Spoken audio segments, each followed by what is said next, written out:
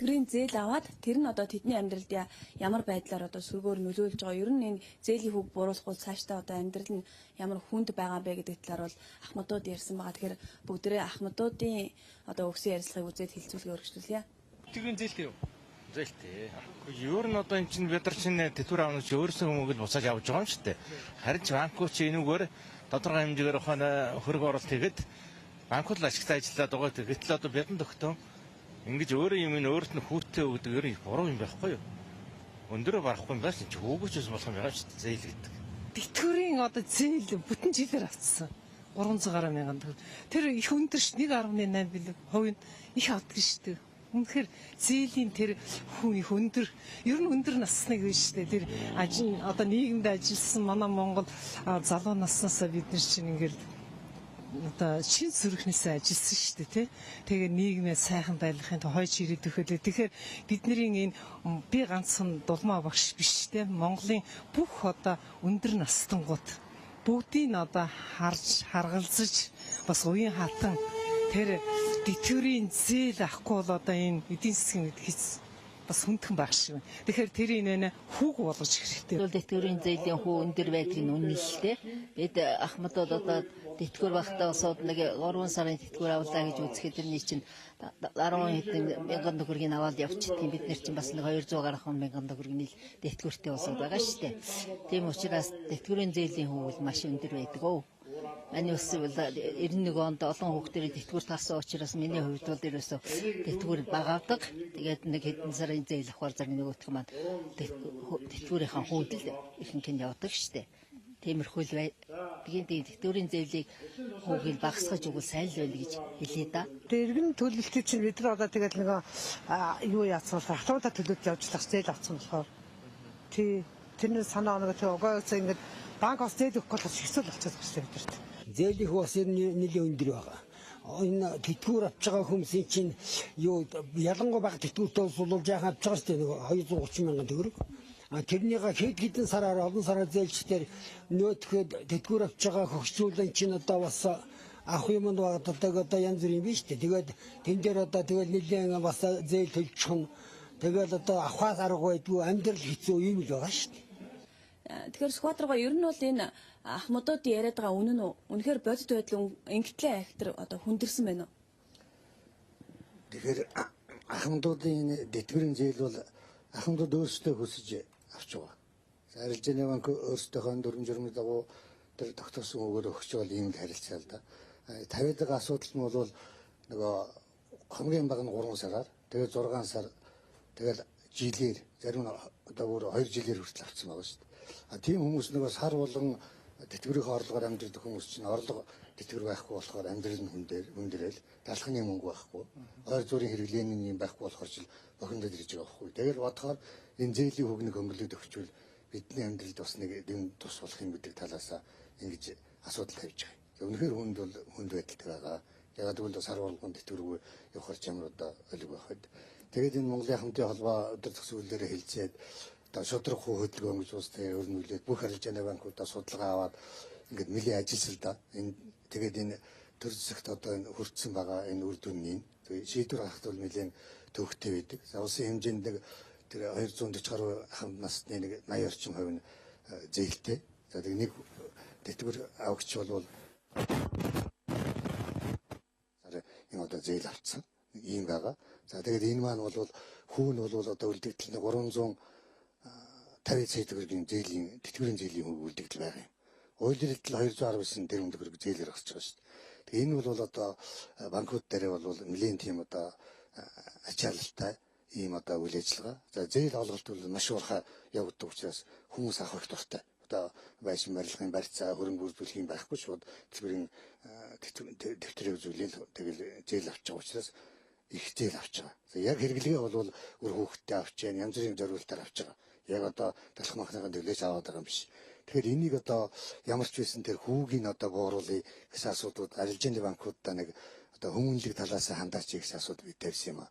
Үнэхээр хүнд нөхцөлтэй байгаа. Хуулийнхаа дагуу ашиг олох та нар зорилготой ч гэсэн нэг зээлийн хөнгөнийг 2% бууруулчаач гээд тэгээ банкуд хүлээж авдаггүй.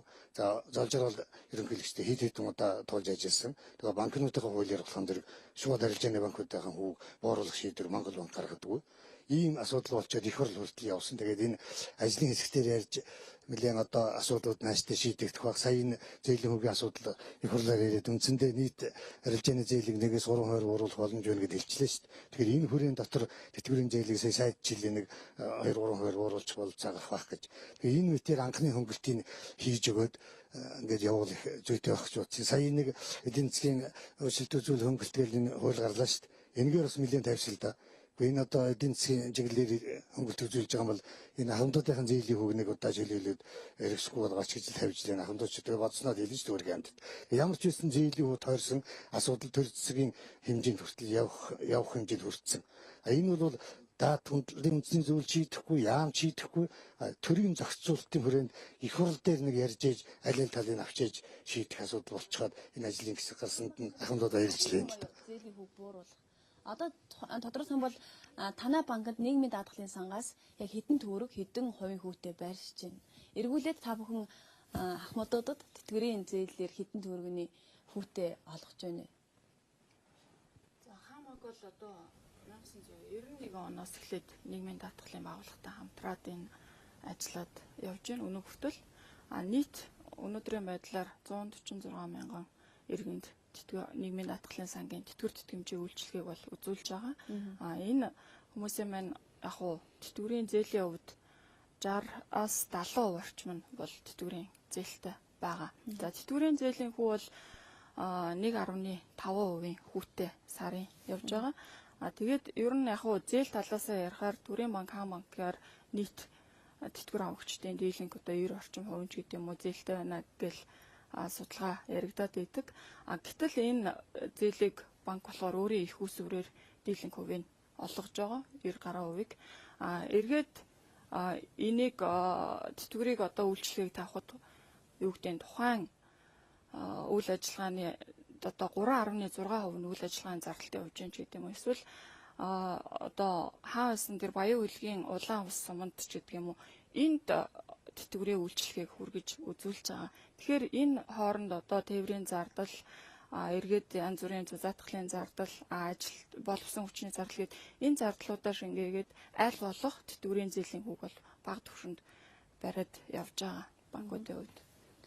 Бид бас энэ хамтын тэтгэвэр, малчтын тэтгэвэр гээд тэтгэвртэй холбоотой асуудлуудыг ярина. Гэхдээ нэг зүйлийг үзэгчид маш их сонирхож байна. Та бүхний хилцүүлэгт орно гэхээр заавал асуугаарай гэж загч байна. Тэр нь юу вэ гэхээр сүүлийн үед бол бас нэг дуйлан тариад байгаа тий. Нас орсон хүний нэр дээр тэтгэврийн зээл авсан байна гэдэг ийм асуудлыг яриад байгаа. Үүнээр бас салбарын яам одоо холбогд халбан тушаалтнууд бол тайлбар хэлсэн. Гэхдээ ийм асуудал бол ямар ч исэн тооны хувьд бол зөрүүтэй мэдээлэл байж болохч нас барсан хүний нэр дээр зээл авсан ийм асуудал бол гарсан юм байна шүү дээ, тийм ээ. Тэгэхээр яг энэ дээр энэ ахмадын холбооноос ямар одоо байр суурийг илэрхийлж байна. Та бүхэн бас ахмадуудыг төлөөлөд ажиллаж шүү дээ, тий.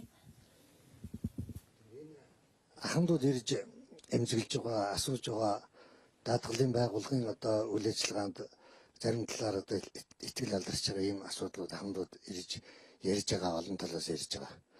За энэ үйлчилгээний гол байгууллага нийгэм даатгал бол тэгээ тэнд очиж үйлчлүүлэхдээ хүртэл одоо за миний хөгшнээс орчход миний одоо тэр тэтгэврийн одоо цааш нь өргөжлүүлээд ямар нэгэн хэлбэрээр ашиглах авах юм гарах нь гэсэн байдлаар хүртэл одоо хардж сэрдсэн ийм байдлаар ахмадууд бол хандж байгаа. Цагдаагийн байгууллагаас одоо шалгуулах зорилгоор ирүүлсэн 14 мянган гаруй даатгуулагчийн нэргээд одоо файлаар ирүүлсэн. Тэрэн дээр одоо манай нийгмийн даатгалын одоо хяналтын байгууллага одоо бүх хүн хүчээ тавиад ингээд одоо 10 гаруй хоног ажиллаад өчтөр одоо эцсийн байдлаар дүнгээ нэгтгэж байна. За одоогийн байдлаар бол зүгээр яг ингээд илэрчээд байгаа нөхцөл байдлыг аваад үзэх юм бол 2006 оноос хойш сүүлийн 10 жилд нийтдээ улсын хэмжээнд 123 мянган гаруй одоо хүн талигаач болсон байгаа. Энд нийтдээ 37 орчим тэрбум төгрөгийн одоо оршуулгын тэтгэмжийг бол тавьж болгосон юм дүнтэй байгаа. Тэгээд нөгөө одоо үйл мэдээлэлээр яриад байсан тэр нөгөө 10 гаруй одоо насарсан хүний одоо тэтгэврийн алтлын шийдтгэлд одоо 40 гаруй тэрбум төгрөг авч ишгэлсэн ч гэдэг юм уу. Энэ бол үнэхээр ханаас ч яаж тооцоод энэ бол одоо боломжгүй тоо. Нэгдүгээр. Хоёрдугаар тэгвэл би түрүү хэллээ шүү дээ. 123 мянган нас орсон иргэний оршуулгын тэтгэмжид нийтдээ 37 тэрбум төгрөг олгожээ. Нэгдүгээр. Хоёрдугаар тэгвэл ерөн зүгээр өнгөрсөн 10 жилийн хугацаанд одоо жишээ нь 14 мянга гаруй тэтгэвэр авагч, дээр нь 123 мянган хүний нийт тэтгэвэр авалтын одоо үйл явцад ангачны өч баримт бүх юмдээ тулгуурлаад шалгалт хийгээд үзэхэд бол нэг 100 одоо 60 орчим зөрчил гарсан. За энэ нь бол тэр нөгөө янз бүрийн шалтгаантай жишээ нь одоо аймаг дүүрэх хооронд шилжээд шинж төлөвлөгөөнөө шилжүүлээгүй хасалт хийлгэж байд юм эсвэл тэр нь бол ойролцоогоор 148 хүнтэй холбоотой 169 сая төгрөг байсан. Дээр нь сүүлд нэг 10 хэдэн сая гэдэг ингээд нийтээр 180 орчим сая төгрөгийн зөрчил байгаа юм. Гэхдээ тэр нь авч ашигласан гэхээсээ илүү жишээ нь ар гэр нь одоо хасалт хийлгүүгээс болоод банк одоо тэр шимтгэлээ хураагаад автсан эсвэл одоо ар гэрийнх нь илүү бодуулаад автсан гэдэг янз бүрийн зөрчлүүд байгаа. Гэхдээ тэр нь тухайн ондоо зөрчил нь зөрчлөө арилгаад одоо ямар нэгэн ойлголт нэг талдаа одоо хууль зөрчсөн үйлдэл байхгүй ийм одоо үйл ажиллагаа явагдаад ирсэн. За одоогийн өнөөдрийн байдлаар яг хамгийн эцсийн байдлаар аваад үзэх юм бол нэг 10 гаруй хүнтэй холбоотой нэг 30 гаруй сая төгрөгийн энэ зөрчилтэй ийм одоо асуудал өнөөдөр байна. 10 гаруй хүн гэхдээ нас орсон. Яг нь нас орсон хүнтэй холбоотой. Гэтэл энэ нь нэг үйл би түрүү хэллээ шүү дээ. Энэ чинь нэг үйл одоо оршуулгын одоо тэтгэмж тэ холбоотой асуудал мөн одоо тэр тухайн хүний нас орсон иргэнтэй холбоотой жишээ нь одоо тэтгэврийн зээлийн олголтон зогсоогүй ч гэдэг юм уу. Тэр тэтгэврийн нөгөө нас орсон хүнийхээ хасалтыг хийлгүүгээс болоод мөн шилжилт хөдөлгөөн одоо жишээ нь аймаг хооронд ч гэдэг юм уу, дүүрэг аймаг хооронд ч гэдэг юм уу шилжилт хийхдээ шилжилт хөдөлгөөнөө одоо бүртгүүлээгүй тэмдэглээгүйгээс болоод тухайн хүний талаар мэдээлэл байхгүй. Ер нь бол улсын бүртгэлийн газартай манайх одоо хамтын ажиллагаа бий болоод ингээд ер нь одоо бол ямар нэгэн бүртгэл бол иргэнтэй холбоотой бүртгэл бол одоо сүүлийн үед зөрчлүүд гарахаа байсан. Тэгэхээр ийм ор үндэсгүй ийм одоо цуурхал бүхэлдэн салбарын үйл ажиллагааг одоо гутаас нийгэмд одоо үлдэх байдлыг бий болгосон ийм мэдээлэл гарсанд бол үнэхээр харамсалтай байгаа. Тэр Баян Улгийн аймагт бол асуудал гарсан шүү дээ, тийм ээ. Халамж үйлчилгээний газрын бас нас орсон хүмүүсийг шүүгээр шийдэгцсэн. Тэр бол халамж үйлчилгээтэй холбоотой. Нийгмийн нэг төсвөр байгууллагыг өөр би ойлгомжтой хэлэх гэдэг шүү дээ. Казахстанд маш олон мянган казак иргэн тухайн үед цагаач гарсантай холбоотойгоор маш олон одоо халамжтай холбоотой асуудлууд гарсан тухайн үед. Тухайн үед нь шалгалт ороод хууль хяналтын байгууллага шалгаад үзээд тухайн зөрчлийг газар дээр найруулгуулад ингээ арга хэмжээ авсан. Тийм асуудлыг авцарч нийгмийн даатгалын байгууллага үйл ажиллагаатай хутгах нь өөр зохимжгүй юм аа. Ер нь зөвхөн өнөөдөр нэг манай хэвлэл мэдээллийн байгууллагын аливаа асуудлыг үнэн мөнийг олж шалгасан, тогтоосон, нотлогдсон асуудлыг гаргаж олон нийтэд тавьж явах хэрэгтэй юм аа. Тэрнээс биш тэр чин тэгээ үздэй. Тэгэхээр эн чинь ингэдэг үздэй гэдэг нэг тийм ховжийн чанартай асуудлыг би битгий яриач. Ялангуяа өнөөдөр дөрвөн Сүхбаатар руу хэллээ тэр энэ нийгмийн даатгалын байгууллага гэдэг чинь банкнаас бараг эмзэг байгууллага. Энэ чинь итгэлцэлдээ тогтдог хүний ирээдүйд одоо учрах аливаа эрсдлээс өөрийгөө хамгаалахын тулд хуримтлаа бий болгодог ийм байгууллага. Хоёрдугаар тэгвэл өнөөдөр нийгмийн даатгалын байгууллагын санхүү хөрөнгө мөнгөтэй би одоо нэг ярьсантай зөв гүцгээд хэлчихье.